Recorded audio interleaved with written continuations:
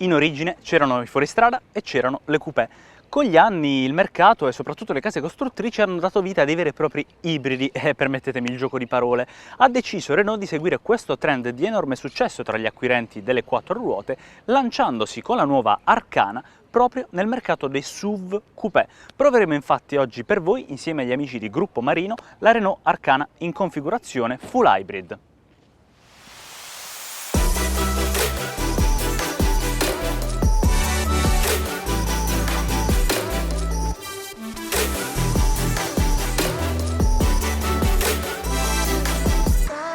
L'Arcana sfoggia un design che la rende più imponente di quanto non sia.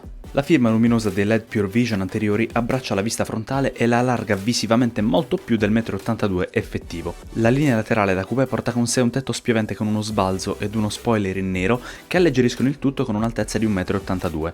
Lo stile viene poi condito da dettagli come le nervature muscolose del cofano motore che si raccordano alla fanaleria e alla modanatura della calandra in nero lucido, dal tetto nero a contrasto sulla vernice arancio Valencia e dai cerchi Silverstone da 18 pollici con il baffo rosso. Queste le caratteristiche principali di un SUV coupé alto 20 cm da terra che si muove agevolmente anche in città con i suoi 4,57 m di lunghezza. La forte personalità Renault si ritrova anche nel posteriore grazie alla spalla molto pronunciata nei tre quarti che porta la vista sul gruppo ottico LED unito da una fascia, spezzata solo dalla losanga e dal lettering Arcana. Immancabili poi le protezioni in plastica sotto tutta la carrozzeria che la rendono ancora più crossover. Se però questa Arcana ha saputo attirare gli sguardi nel traffico, ciò che è nascosto agli occhi del pubblico la rende decisamente pratica nel quotidiano. Un baule spiovente in altezza ma molto profondo, dalla capacità di 492 litri per la full hybrid e 518 per la mild hybrid, che crescono fino a 1278 per la prima, abbattendo il divanetto posteriore in configurazione 40-60. Sotto il doppio fondo, raro ma piacevole incontro, la presenza del rutino di scorta da 16 pollici. RS Line è un allestimento che si addice decisamente agli interni di questa Arcana che stiamo provando. Cielo e montanti neri, sedili neri in pelle traforata e alcantara, volante nero sempre in pelle traforata e tanti dettagli rossi praticamente dovunque, perché rosse effettivamente sono le cuciture per quanto riguarda la tappezzeria e i pannelli porta, rosso il contorno delle cinture, rosso il contorno della losanga proprio al centro del volante, come anche rossa è la linea satinata che va un po' a spezzare il design della plancia, su cui troviamo in alto plastiche soft touch ed in basso il carbon look. Se poi l'Arcana che state guidando non vi è proprio chiara nel suo allestimento, ci pensa la firma in giallo sul volante e sui sedili a ricordarvi che appunto questa è una RS Line.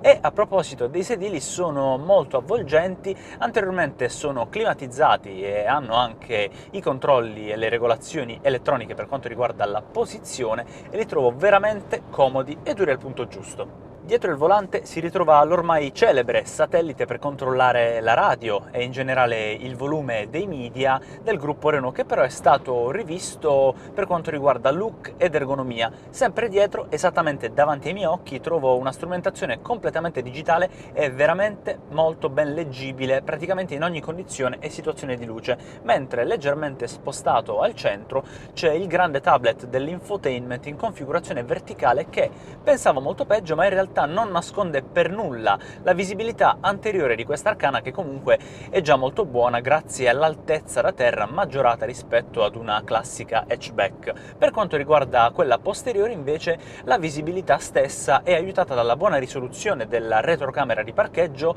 dotata di griglie dinamiche e sensori a 360 gradi. Se la posizione di guida tra l'altro è comoda e quindi mi permette di tenere tutto sotto controllo in viaggio, ma anche nella vita cittadina tra le strette vie di Bari e di Molfetta in questo caso, devo dire che la qualità percepita all'interno di questo abitacolo è sicuramente di segmento superiore rispetto a quanto siamo abituati, e a ciò ci pensano diversi dettagli come lo specchietto frameless al centro, l'illuminazione d'ambiente personalizzabile nelle varie colorazioni selezionabili tramite il sistema infotainment, ma anche gli ottimi assemblaggi in giro per l'abitacolo che hanno fatto registrare praticamente zero scricchioli durante le nostre prove.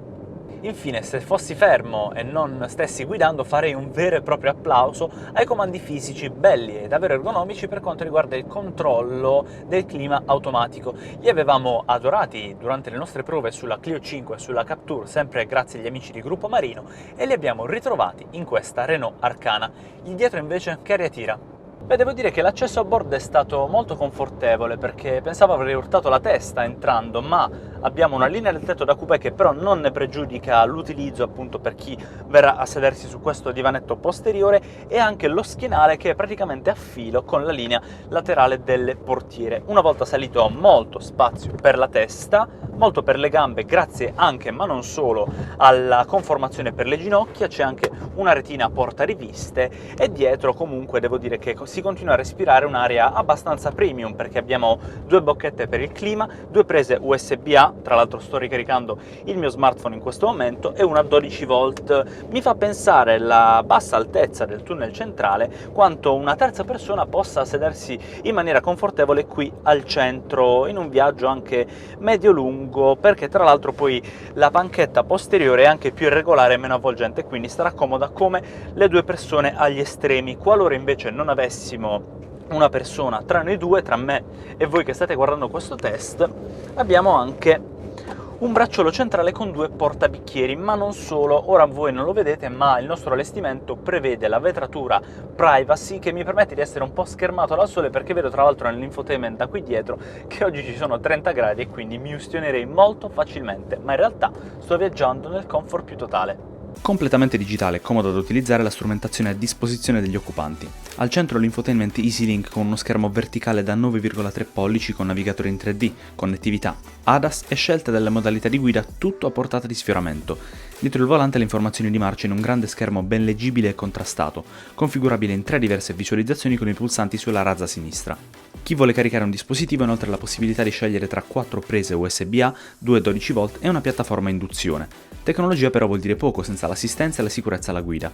Se infatti è confortevole avere in dotazione l'apertura porte e l'avviamento senza chiave, il parcheggio automatico e una retrocamera dalla buona risoluzione, sono anche più importanti la frenata d'emergenza con rilevamento di ciclisti e pedoni, l'avviso di stanchezza del guidatore, il Rear Cross Traffic Alert, il sensore dell'angolo cieco, il mantenimento di corsia e il cruise control adattivo con stop and go, tutti ADAS ben tarati che la portano alla guida autonoma di livello 2.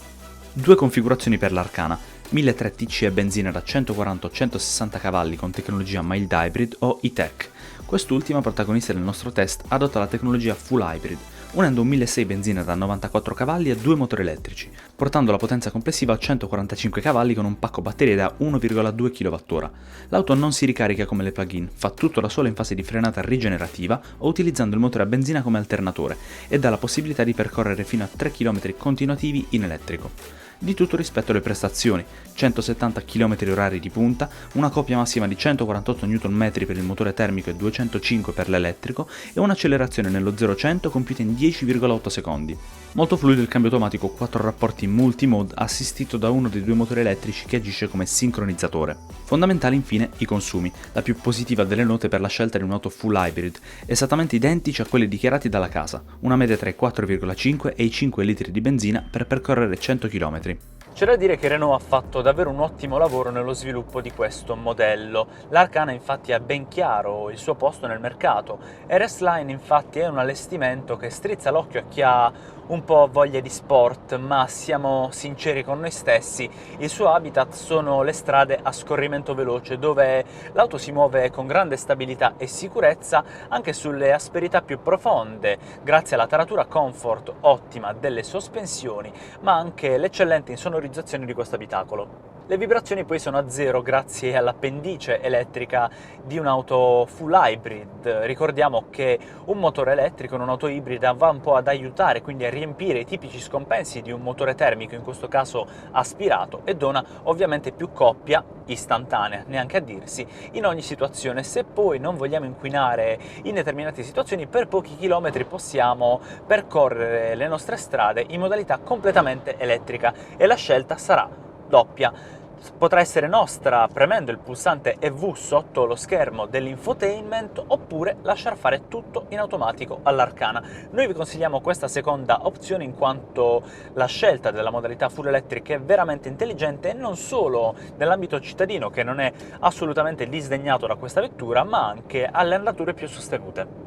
Il volante poi è deciso e solido, piacevole da utilizzare insieme alla regolarità di utilizzo della pedaliera e anche al cambio automatico 4 rapporti che cambia, e non solo nel suo utilizzo ma proprio in base alle cambiate, seguendo un po' quella che sarà la nostra scelta delle modalità del multisense. Infatti abbiamo 3 diversi driving mode: MySense, che è quello personalizzabile, diciamo quello più individuale, Sport, che dà più brio, ed Eco, che è quello più parsimonioso. Proprio in base alla scelta di uno di questi 3 driving mode di cui vi ho appena parlato è possibile cambiare l'aspetto e l'illuminazione dell'abitacolo, ma non solo, anche e soprattutto la risposta di motore e sterzo di questa Renault Arcana.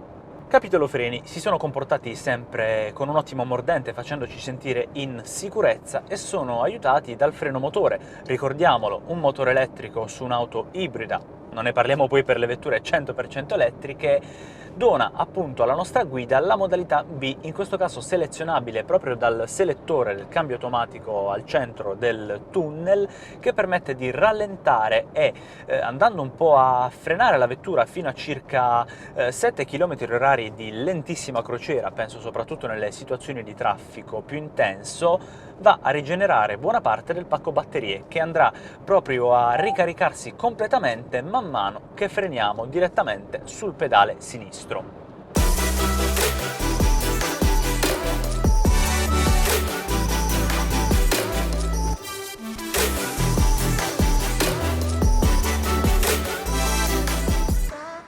La nostra esperienza con la nuova Renault Arcana purtroppo termina qui. Io non posso far altro che ringraziare gli amici di Gruppo Marino per averci concesso l'opportunità di provarla per voi oggi, e ringraziare voi per aver visto un video con protagonista questo SUV crossover che secondo noi è molto, ma molto valido nel panorama di questo segmento di mercato. Prezzi di partenza: 2 allestimenti, la Intense parte da 31.850 euro, la RS Line, protagonista della nostra prova, più o meno parte da 34.650, per arrivare alla nostra specifica configurazione con questo allestimento, questi cerchi, questa vernice e anche tutti gli accessori a 36.770. Fatemi sapere i vostri pensieri qui sotto nei commenti, iscrivetevi al nostro canale e cliccate sul campanello per non perdervi tutti i nostri prossimi video e per non perdervi tutti dietro le quinte i contenuti che produciamo nel mondo dell'informazione a 4 e a 2 ruote. Seguiteci sul nostro sito e anche su tutte le piattaforme social su cui siamo presenti. Vi basterà digitare semplicemente wedrive.tv.